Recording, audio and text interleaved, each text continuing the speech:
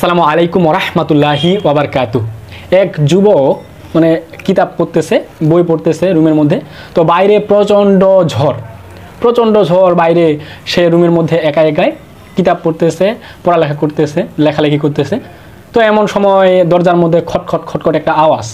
তো যুবক গেল, যায় দরজাটা খুললো, দেখে যে একজন মানে সুন্দরী তরুণী একজন মেয়ে তার রুমের মধ্যে মানে দরজা নক করছে। তো সেই মেয়ে বলতেছে যে দেখেন, আমি একটা বিপদে পড়ছি, তো বাইরে তো প্রচণ্ড ঝড়ের কারণে আমি যে মানে কোথায় যাব বুঝতে পারলাম না, দেখে আমি আপনার রুমে কোরআন আনলাম, আমাকে একটু আশ্রয় দেন। তো ওই যুবক বলতেছে আচ্ছা ঠিক আছে, আপনি বিছানার মধ্যে শুয়ে থাকেন, আমি পড়ালেখা করতেছি, আমি পড়ালেখা করি। তো মেয়ে বিছানার মধ্যে শুয়ে আছে রাতের বেলা, আর যুবক ওখানে পড়ালেখা করতেছে, যুবক মন দিয়ে পড়ালেখা করতেছে। তো পাশে মোমবাতি জ্বলতেছে, মেয়েটা বারবার যুবকের দিকে খেয়াল করতেছে। যুবক পড়ালেখা করতেছে, করতে করতে এই যে একটা আঙ্গুল তার ওই ইয়াটার মধ্যে দিচ্ছে, মোমবাতিটার মধ্যে দিচ্ছে, আর দিয়ে এইভাবে ধরে রাখে যতক্ষণ পর্যন্ত সহ্য করতে পারে অতক্ষণ পর্যন্ত ধরে রাখে, আবার সরাই নিচ্ছে। তো এইভাবে বেশ কয়েকবার করছে। মেয়েটা শুধু দেখতে আসে, মেয়েটা কিছু বলে না, যেহেতু পড়ালেখা করতেছে যুবক মানুষ, মেয়েটা কিছু বললো না।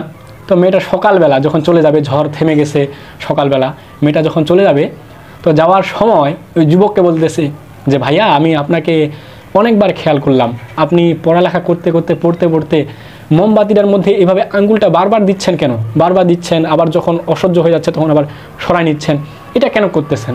এখন ওই যুবক বলতেছে দেখেন বোন, আপনি আমার রুমে একাই এসেছেন, রাতের দিকে একাই এসেছেন। তো আপনি যে রাতে আমার এখানে আসছেন, তো আপনি এসে ঘুমায় আছেন, শয়তান শুধু বারবার আমাকে মাথার মধ্যে মনে আনে দিচ্ছে যে আমি আপনার সাথে খারাপ ব্যবহার করি বা খারাপ কিছু করি। তো আমি চাচ্ছিলাম না যে আমি খারাপ কিছু করি। আমি একজন যুবক, আমি আল্লাহ তাআলাকে প্রচুর ভয় করি, আমার ঈমান শক্ত, আমার ঈমান মজবুত দেখে আমি চাচ্ছি না যে এই খারাপ কাজে জড়াই। তো ওই জন্য আমি আমার এই আঙ্গুলটা মোমবাতির মধ্যে রাখতাম, যতক্ষণ পর্যন্ত সহ্য করতে পারতাম ততক্ষণ পর্যন্ত রাখতাম, যেন শয়তান যেন আমাকে আর ওয়াসওয়াসা না দিতে পারে, ধোঁকা যেন না দিতে পারে। তো ওই জন্য আমি ওই আঙ্গুলটা বারবার ওখানে আগুনের মধ্যে দিচ্ছিলাম, কারণ শয়তান আমাকে ধোঁকা দিচ্ছিল, শয়তানের ধোঁকাটা থেকে বাঁচার জন্য। তো এরকম আল্লাহ তাআলা আমাদেরকে বিভিন্নভাবে পরীক্ষা করেন। আমি এটা আসলে সঠিক ঘটনা কিনা জানি না, আমি এটা একটা ফেসবুকে না ইউটিউবে কোথায় যেন দেখেছিলাম, তো ওই জন্য আমিও ভিডিওটা করলাম। তো জানি না এটা সত্য ঘটনা কিনা বা কুরআন হাদিস থেকে প্রমাণিত কিনা, এটা আমি জানি না, যেহেতু আমি আলেম না। তারপর আমার ভিডিওটা ভালো লাগছিল, ওই জন্য আর কি করলাম, যে দেখেন একটা যুবকের ঈমানটা কত মজবুত। এরকম ঈমান কিন্তু আমাদেরই হওয়া দরকার। একটা মেয়ে, একটা যুবতী মেয়ে, সুন্দরী তরুণী মেয়ে, রাতের বেলা, অন্ধকারের বেলা, চারপাশে ওইদিকে ঝড় আসতেছে, ওই সময় যদি সে একটা খারাপ কাজ করতো কেউ দেখতো না, একমাত্র আল্লাহ তাআলা ছাড়া।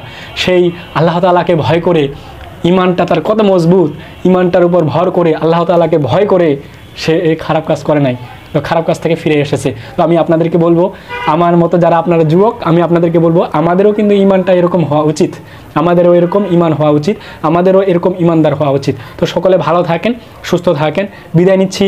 দেখা হবে পরবর্তী কোনো ভিডিওতে। আসসালামু আলাইকুম ওয়া রাহমাতুল্লাহি ওয়া বারাকাতুহু।